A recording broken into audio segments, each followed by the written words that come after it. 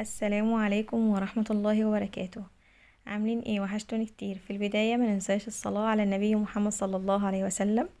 وتعالوا النهاردة هنعمل مع بعض ايه؟ هنعمل مع بعض فول مدمس بأسهل وأسرع طريقة، والطعم اللهم بارك حكاية وأنضف وأحلى كتير من اللي بنشتريه من بره. وأوعدك انه هينجح معاكي من أول مرة. يلا بينا عشان ما نطولش عليكم.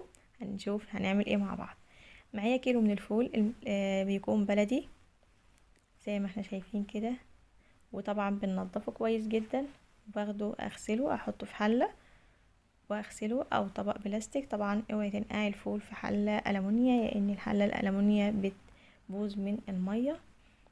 وطبعا هاخده اغسله وبعد كده احط عليه مية زي ما احنا شايفين كده، وهسيبه ليلة كاملة. انا نقعته من بالليل، عملته وسبته ليلة كاملة وتاني يوم بدأت اشتغل فيه. يعني يوم كامل عملته بالليل وسبته يوم كامل، واليوم اللي بعديه بدأت اللي انا اشتغل فيه. وهنا ما شاء الله كانت ناقعة معايا زي ما احنا شايفين.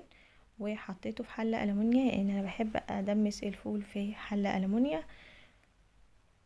ومعايا 3 حبات كبار من الجزر مبشور، و3 حبات من الطماطم، ومعايا 3 معالق من الفول المدشوش، و3 معالق من العدس الأصفر. بجد بيفرق جدا في قوام الفول، هو ده اللي بيعمل قوام للفول جميل جدا زي اللي بنشتريه من بره.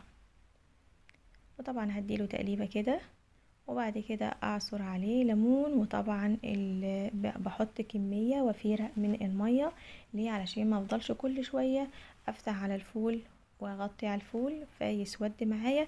لا، احنا بنحط كميه وفيره، واول ما يغلي معايا بنقله على على اصغر عين، وتهدي النار جدا تخليه زي الشمعة. وطبعا عصرت ليمون زي ما قلت لكم. وهنا بعد ما مر 3 ساعات بوريكم القوام. طبعا احنا مش هنفتح كل شوية. بوريكم القوام بتاعه زي ما احنا شايفين لسه خفيف، بس بغطيه واسيبه تاني.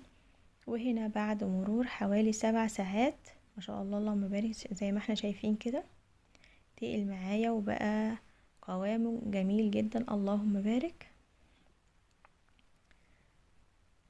طبعا والله الكاميرا كمان ظلماه والبخار وكده، هوريهولكوا دلوقتي من قريب هيبقى شكله عامل ازاي.